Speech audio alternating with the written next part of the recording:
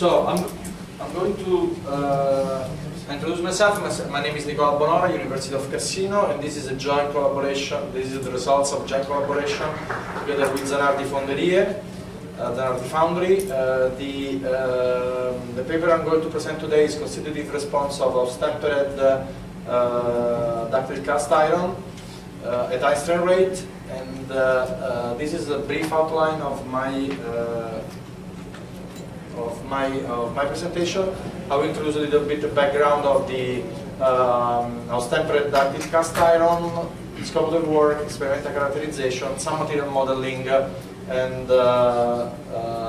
preliminary model verifications, and draw some conclusion. Austempered ductile cast iron has a unique microstructure with respect to other ductile cast iron. This unique microstructure is given by the microstructure called ausferrite, which is made by sideral ferrite and retained austenite. These give very peculiar properties to the material because this microstructure provides excellent property combination of strength, ductility, and also toughness. The use is very extensive of this material and has been commercially developed in the 1972, and the market is increasing, but there are still some concern from potential fields of application of this material. In particularly, this material is used in almost all segments of markets, but the use in mobility, mining, and defense industry is still limited because there is a lot of concern about what is called intrinsic brittleness, eventually promoted by the dynamic loading condition.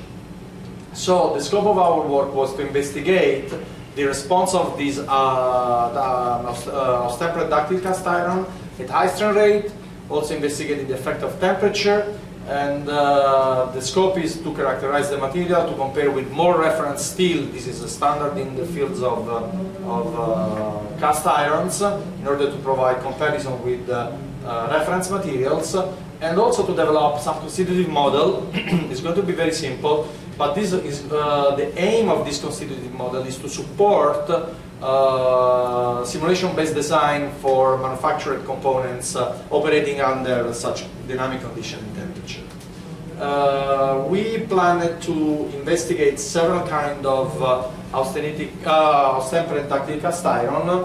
I will focus my presentation today on the ADI 1050, which has the lowest UTS compared to the others. We already characterized the ADI 1200 and high silicon ADI, and comparison with reference material are still in progress. The difference between these different ADIs, they have almost, as in this is standard traditional ductile cast iron.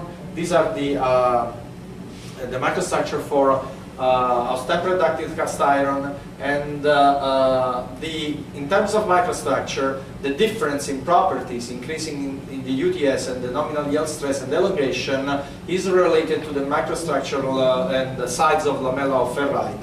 The smaller ferrite lamella provides a higher yield stress and the UTS, but of course this is correlated to the lower elongation.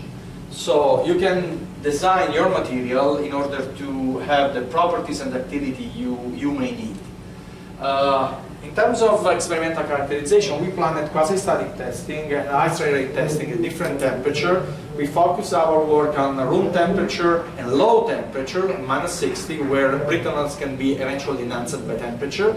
But also we planned a high temperature test.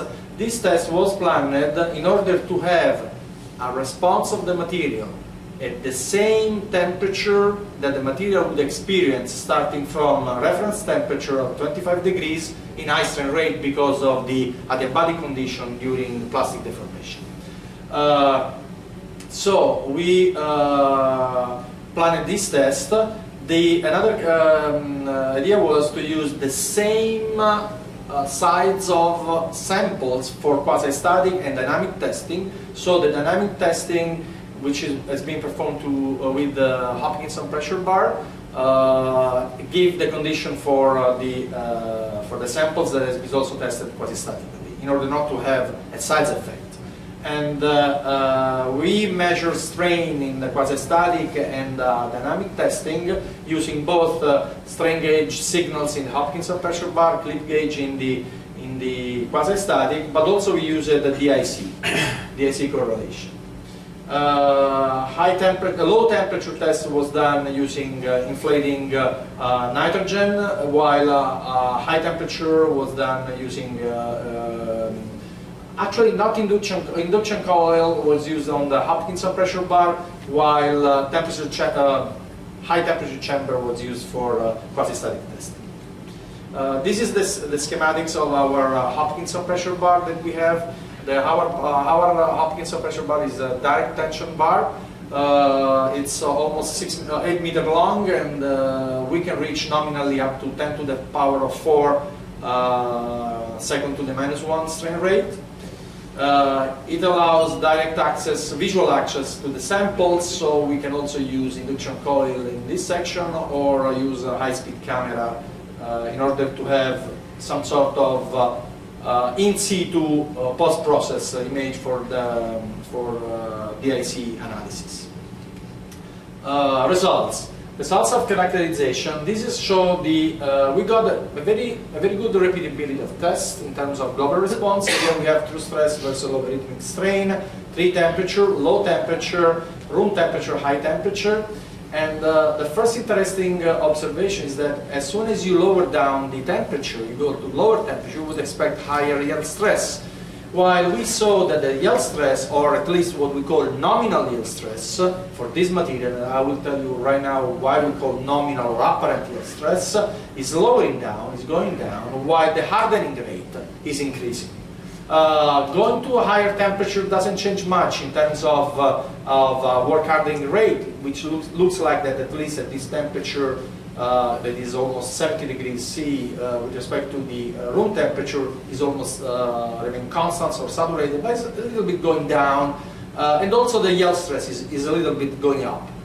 We think that this apparent yield stress is related to the fact that it's not it's a structural response of the material.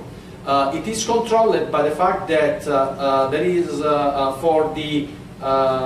for such type of materials there is a degradation occurring by the graphite spheroids that then control the stress at which the plateau will comes into. This is matrix response, and this is the interaction between the bonding of the graphite from the matrix and you have drop loads. And this issue has been discussed in a paper that we published several years ago. So another result was that going for the for DIC, we could see that during the entire deformation process, quasi-statically, deformation remains almost constant or in uniform during the entire process up to failure. And failure occurs without necking or without visible necking. So you have diffuse plasticity or uniform diffuse plasticity entire the gauge length. When we move to the high strain rate, and here you see the high strain rate response, you have almost the same feature with respect to temperature. So lowering the temperature, we still have this increase in the work hardening rate, as in the quasi-static. We do have an increase of the nominal yield stress with respect to the quasi-static, and we have the same feature for the higher temperature. But another characteristic that we found that now there is a more evident necking development that we did not observe in the quasi-static case. So we have that in dynamic traction that there is a development of necking, and this increase has a result of the increase of ductility of the materials. There is small difference between the two nominal reference investigated high strain rate 600 and 1200 second to the power to the -1. As you see here, there is no much difference. If we look now the results, quantitative results in terms of yield stress and failure strain as a function of the log of the strain rate, which is the usual way to plot the data, you see that now, here we have the green dots are our data, and we found some intermediate strain rate data performed at the Fraunhofer Institute on a little bit tougher material, which is the ADI 1200, which was close by to our material in terms of performance. Again, we have now that there is a linear dependency of the yield stress, of the nominal or apparent yield stress as a function of the logarithm of the strain rate, also up to the 10 to the powers of 3, and there is indicating this at least no linearity in this plot are still not present, or the knee, so-called knee, in the semi-log plot is not reached at this strain rate. And on the other side, we have on the failure strain, that we found an increase of the failure strain with the strain rate. And this is also confirmed by other people data. There is a lot of scatter, of course, but because some of the samples, also if the overall stress response is increasing, some of them fail anticipatively, and this is mainly due to some local flows eventually present into the microstructure.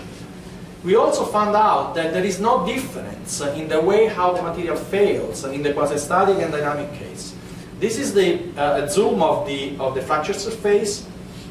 For the quasi-static, probably you can see here there is an extensive the bonding and the growth of hole of voids around the spheroids. We could not see from the preliminary micrograph investigation any fracture of the spheroids. There is an extensive debonding.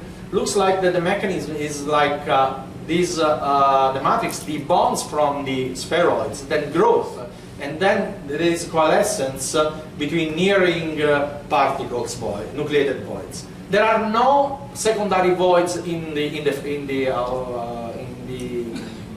outspherite that we could see, and the same kind of mechanism is also observed into the dynamic regime. Of course, we are planning to run some ABSD analysis to see what is occurring into the microstructure in terms of deformation and rotation of the texture here. Modeling. Very briefly, we started with the Johnson-Cook law. The Johnson-Cook law didn't work for this purpose because we have this inverse effect of temperature on the yield stress, so we proposed a modified Johnson-Cook law, very simple, very phenomenological, based on experimental data. This first term is the yield stress, this is going down with temperature, and this is the hardening, controlling the hardening, work hardening rates, that is increasing with temperature. And then the strain rate is well described by the linear dependency of the log of the strain rate. Here we have now a comparison. This model was embedded into finite element code. Then we run simulation of quasi-static tensile test and dynamic tensile test at different temperature, different strain rates. And here you could see barely the difference between the experiments, which is the blue line, and the green line, which is the numerical simulation. For quasi-static, different temperature, and dynamic, different temperature and different strain rates. So at least it's transferable over this range. And we can conclude that despite of the concern about intrinsic brittleness of the material, we found out that dynamic loading condition increase the ductility, so make the material a little bit tougher than in the quasi-static case. So we do not have to be afraid of losing ductility of the material because of the high strain rate. The data that we produce are consistent with other source data. We did not observe any difference in mechanism of failure between the quasi-static and dynamic case, and the reduction from his apparent yield stress with temperature is probably due to the recovery of stresses at the interface between the matrix and the spheroids.